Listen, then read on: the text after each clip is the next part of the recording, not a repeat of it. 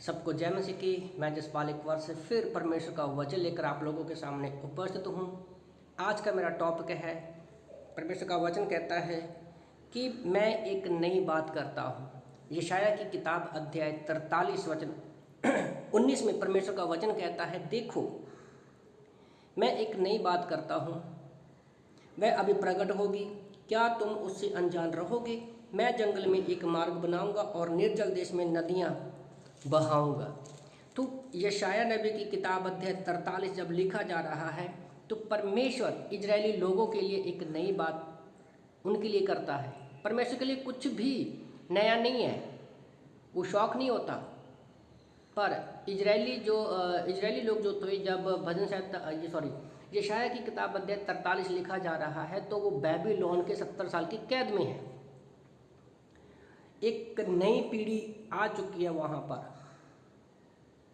तो उन लोगों के लिए जब नई पीढ़ी, क्योंकि पिछली पीढ़ी से वो कैद में थी, तो जब परमेश्वर को कहता है कि मैं तुझे एक नई बात बताता हूँ कि मैं तुम लोगों को छुड़ाऊंगा, तो नई पीढ़ी के लिए ये नई बात है। उसी तरह से परमेश्वर अपने लोगों को कभी छोड़ता नहीं है। ये दूसरी बार जो है कैद में परमेश्वर से बात करता है।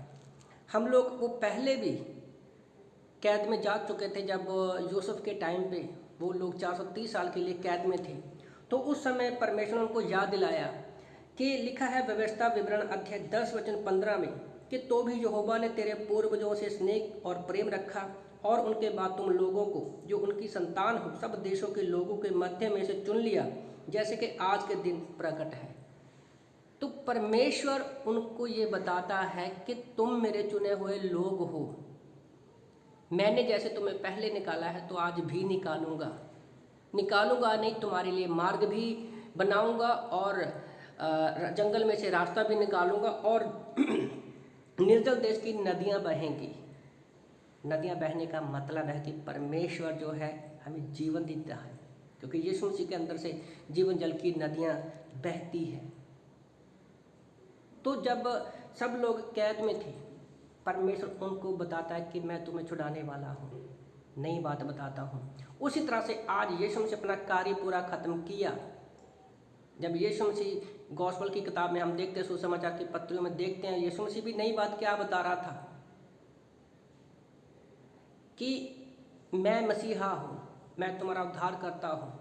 यूहन्ना बपतिस्मा देने वाले ने भी लोगों को बताया, पर सारे सदूकी और फरीसी लोग जो थे वो फैमिलियर हो गए थे वचनों के साथ। उन्होंने उस बात को लाइटली लिया, गंभीरता से नहीं लिया। पर यीशु मसीह ने हमें छुड़ाने की प्रक्रिया क्रूस पर जाने से कुछ दिन पहले संडे से ही यरूशलेम में विजय के साथ प्रवेश किया था।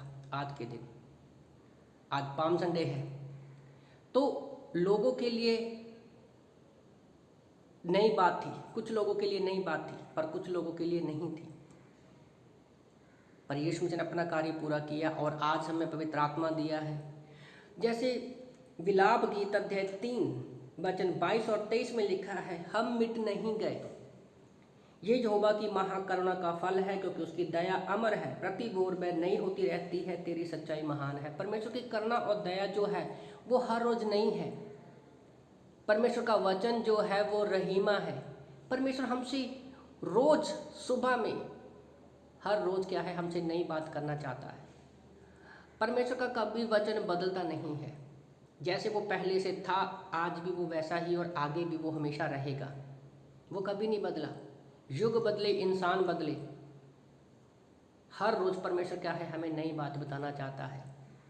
कई बार हम अपनी परिस्थितियों में, परेशानियों में इतना फंसे रहते हैं, संसार की चीज़ों में इतना फंसे रहते हैं कि हम वचन को भी लाइटली लेते हैं और भूल जाते हैं कि परमेश्वर हर रोज हमसे नई बात करना चाहता है। आप जब एक ही वचन को बार बार पढ़ते हो, आप देखना हर रोज उसी वचन से आप एक नया सीखते हो। तो आप लोगों को मैं उत्साहित करना चाहता हूँ, आप बाइबल पढ़िए, प्रार्थना में रहिए, क्योंकि परमेश्वर आपसे हर रोज नई बात बताना चाहता है। हमारे जीवन भर की रोज़मर्रा की लाइफ के लिए प्रभु हमें कुछ नई बात करना चाहता है। तो वचन में बने रहिए। इन वचनों से परमेश्वर आपको आशीष दे। आमीन।